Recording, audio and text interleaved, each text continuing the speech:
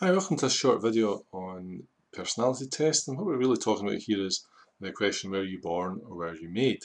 And we'll also expand on personality tests and what they mean and how they're used. So,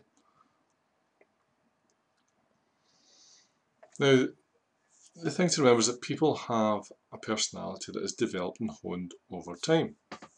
Now, one branch of psychology, it claims that we come out of the womb as a blank sheet with no personality. Yet another, that we come with our particular personality pre-formed. I tend to belong to that second camp. It should not be surprising, therefore, that whichever of these two views is accepted, the personality can be honed over a period of time.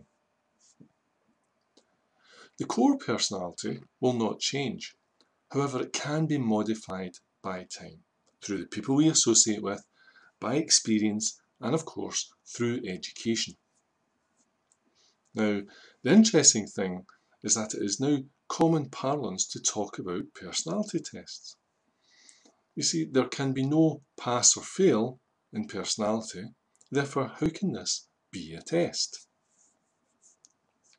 That personality profiling is in demand is not in any doubt.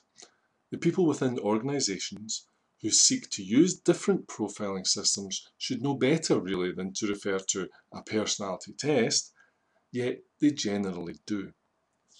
What is it organisations are seeking when they apply this tool or tools like it?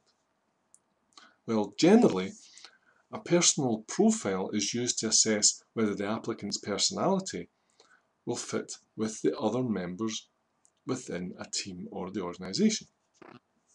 Now, sometimes the organisation have an understanding of the type of personality that they think might best fit a role. And these are good reasons to use profiling. It's good for the candidate, the individual, and it's good for the company. When this is the case, it is an assessment that is being made. They are not asking the applicant to sit a test. It's important when asking people to complete the questionnaire that the scene is set correctly. The atmosphere should be right and there should be no pressure on the person to think about the required answers. And this is where it can go wrong, and a lot of companies get it wrong. You see, profiling should be a spontaneous response to a questionnaire to achieve the greatest accuracy. It shouldn't be something you sit and think about. When the questionnaire is delivered in anything that smacks of a test situation, then people are left to surmise that this must be some sort of test, and therefore they must want, they being the employer, a specific answer from me. They often second guess, therefore, what it is that the job that they applied for would require. Now, if this is the case, neither the employer or the individual will get a fair crack at the whip. The organisation will lose out because the candidate will not be accurately responding according to their natural persona, and therefore the applicant loses out because they do not provide the correct profile. These circumstances lead to a lose-lose situation, and it's all too common, and it can also be avoided. There is nothing wrong with an employer assessing the personality of someone who is very good in a job role, and when seeking to replace that person, trying to find someone with a similar personality. There's a good common sense sitting there.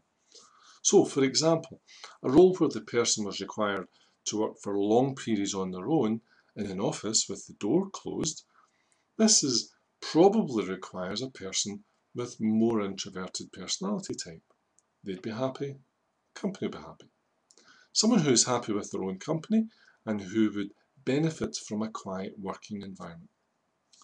A personality test will not identify this person, however a personality profile administered under the correct circumstances certainly should.